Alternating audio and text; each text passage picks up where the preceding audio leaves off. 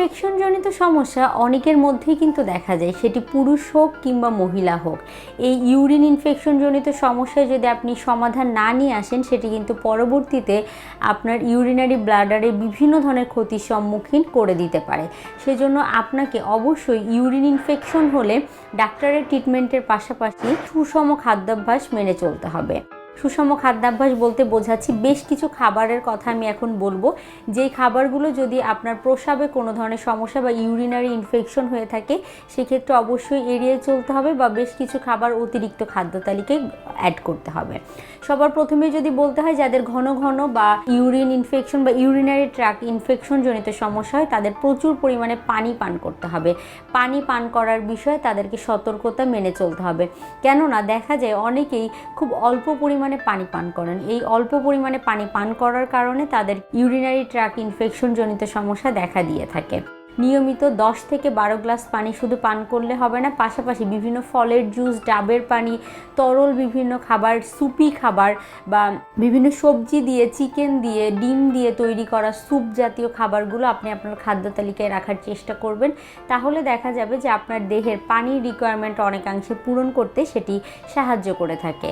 এর পরবর্তীতে যদি বলতে হয়, বিভিন্ন ধরনের ইনফেকশন কমানোর জন্য আমরা ন্যাচারাল রেমেডিস হিসাবে অ্যান্টি ইনফ্লামেটরি খাবারগুলোর কথা বলে থাকি। তার মধ্যে ধরেন দারুচিনি হতে পারে, জিরা হতে পারে বা আদা হতে পারে। এই জাতীয় খাবারগুলো আপনি কিন্তু পানি দিয়ে ফুটিয়েও গ্রহণ করতে পারেন, তাহলে ইনফেকশনের যে জটিলতাগুলো আছে সেগুলো কিছুটা কমাতে সাহায্য করবে। কুসুম গরম পানি মাঝে মাঝে পান করতে পারেন। প্রচুর পরিমাণে ফলমূল, শাকসবজি গ্রহণ করার পাশাপাশি অতিরিক্ত পরিমাণে রিফাইন কার্বোহাইড্রেট যেগুলো আছে বা যেই খাবারগুলোর কথা আমরা বলে থাকি যে সাদা আটা থেকে তৈরি করা খাবার, এগুলো কিন্তু এড়িয়ে চলতে হবে।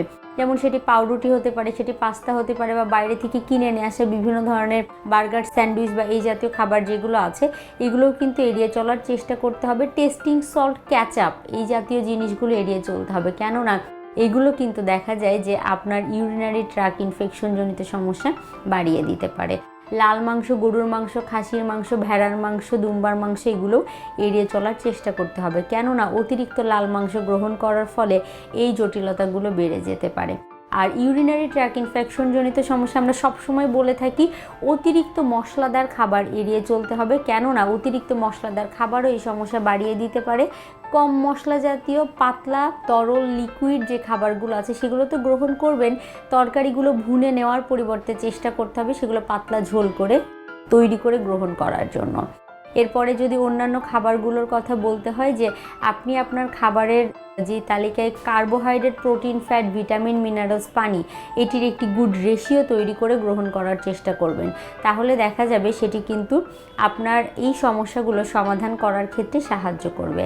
আর যাদের ফ্রিকুয়েন্টলি বা বারে বারে ইউরিনারি ট্র্যাক্ট ইনফেকশন জনিত সমস্যা হয় তারা অবশ্যই ডাক্তারের অবজারভেশনে থাকবেন, তাহলে দেখা যাবে যে এই সমস্যাগুলো কিন্তু প্রকট আকার ধারণ করবে।